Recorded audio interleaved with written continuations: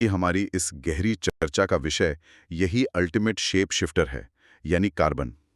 हमारे पास एनसीईआरटी विज्ञान की किताब के कुछ बहुत ही दिलचस्प स्रोत हैं और हम ये समझने वाले हैं कि कैसे सिर्फ एक एलिमेंट पूरी दुनिया की मॉलिक्यूलर फाउंडेशन बनाए हुआ है।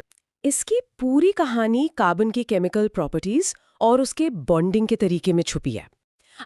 आमतौर पर जब हम आयोनिक कंपाउंड्स को देखते हैं, जैसे साधारण नमक ले लीजिए, हाँ, टेबल सॉल्ट। राइट, तो उनके मेल्टिंग और बॉइलिंग पॉइंट्स बहुत ज्यादा होते हैं और वो इलेक्ट्रिसिटी के बेहतरीन कंडक्टर्स होते हैं। मतलब वो बिजली को आसानी से पास होने देते हैं। बिल्कुल।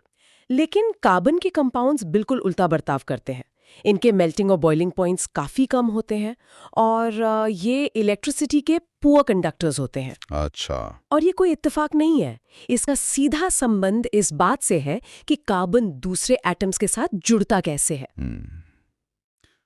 अगर वो इलेक्ट्रिसिटी कंडक्ट नहीं कर रहा है तो इसका मतलब है कि उसके पास फ्री इलेक्ट्रॉन्स या आयन्स नहीं है ना? है ना? बिल्कुल सही। और इसे समझने के लिए हमें कार्बन के एटॉमिक स्ट्रक्चर को देखना होगा।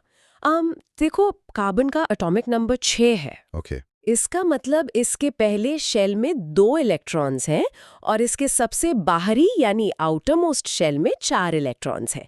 अब केमिस्ट्री का एक बुनियादी नियम है कि हर element noble gas configuration achieve करना चाहता है। मतलब अपना आउटरमोस्ट शेल पूरी तरह से भरना चाहता है। राइट। और बाहरी शेल भरने के लिए उसे 8 इलेक्ट्रॉन्स चाहिए। और कार्बन के पास 4 हैं, तो वो बिल्कुल बीच में फंसा हुआ है। सही कहा। अब उसके पास 2 रास्ते हैं। पहला रास्ता ये है कि वो अपने चारों इलेक्ट्रॉन्स किसी और को दे दे और C4+ कैटायन बन जाए। लेकिन 4 इलेक्ट्रॉन्स देना इतना आसान तो नहीं होगा। बिल्कुल नहीं। एक एटम से 4 इलेक्ट्रॉन्स खींचकर निकालने के लिए इतनी भारी मात्रा में एनर्जी की जरूरत होगी जो प्रैक्टिकली संभव नहीं है। उसका न्यूक्लियस अपने इलेक्ट्रॉन्स को इतनी आसानी से नहीं जाने देता। तो फिर दूसरा रास्ता ये बचता है कि वो कहीं से 4 इलेक्ट्रॉन्स ले ले और C4- एनायन बन जाए। हाँ, सुनने में आसान लगता है, लेकिन जरा कार्बन के न्यूक्लियस के बारे में सोचिए। अच्छा। उसके न्यूक्लियस में सिर्फ 6 प्रोटॉन्स हैं। उन